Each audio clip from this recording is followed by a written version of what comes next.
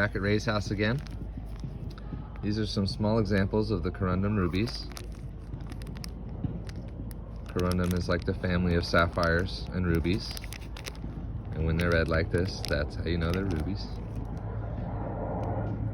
This is the material that we got. You can see we got some there and a whole bunch in there. Might not look like a whole bunch right now, but I figure once we rinse it off, it's gonna look really good. If you take a look here, you can see it is full of rubies. So we'll see what comes out. So far, we've been doing a lot of processing, been smashing some rocks, cleaning some stuff up, and this thing just broke in half. And judging by the rubies that I'm already seeing in this layer, I just wanted you guys to see this at the same time as us. What? No Look at way. them all. Oh my God, there's a whole bunch of them. Wow.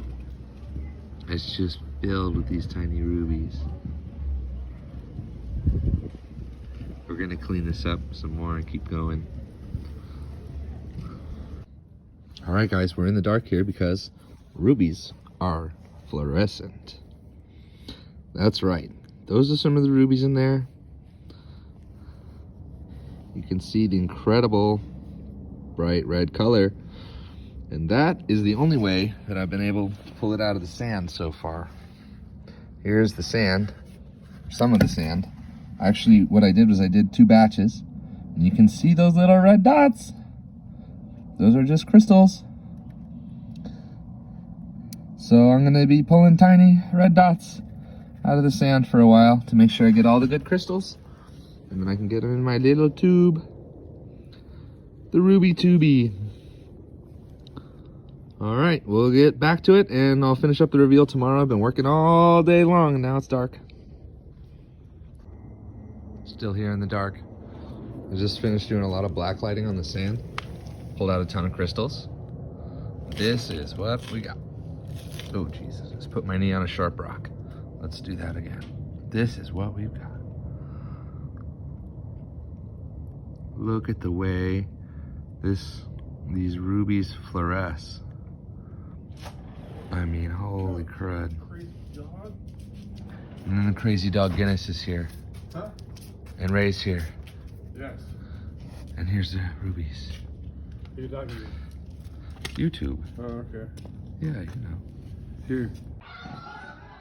Hey guys, here we are in the morning. Beautiful corundum. Got all the kids next door playing basketball. There's the nice big rock.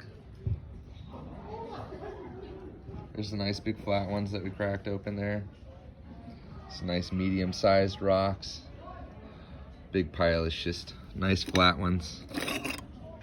I think it's really interesting how a lot of it comes in this almost shale material that's really flat, and some of it's in this big chunky stuff that's, I would say, more metamorphized because it's kind of got some banding in the schist a little bit. A lot of the rock in the area suggested that there's been a lot of metamorphism, and when the rock morphs too much, the rubies kind of get destroyed. So this is kind of that in-between phase, is what I'm guessing. It goes from the sandstone and then metamorphs due to heat and pressure, which caused all these beautiful gemstones to form together. And judging by the brecciated nature of the way that we're finding the rocks, basically it formed higher up on the hill, and there was an avalanche of some sort or earthquake or whatever it was, and all these different rocks kind of came together to form a conglomerate material, or breccia, you might call it, because they're broken.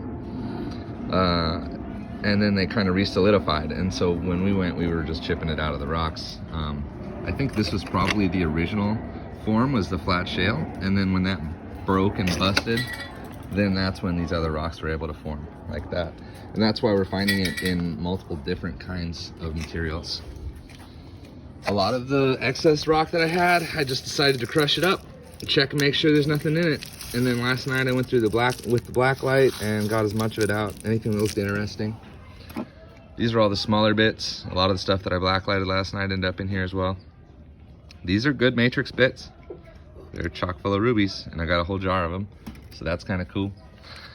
We're drying out the sand still. Hopefully by the end of the day, it'll be dry enough to throw in some jars. All right, everybody, thanks for watching. Thanks for following my rock hounding adventures. Obviously, we're out there risking life and limb and spending a lot of time and effort into this stuff. So I really appreciate that you guys are watching the video. Thanks so much. Give it a like and a subscribe. Maybe share it with your friends. We're trying to build up the channel and trying to build up the business at this point. Check out loveandstonecreations.com. Hit me up at Love and Stone Creations on Instagram and Love and Stone on Facebook. We'll see you guys out there. Thanks again. Peace.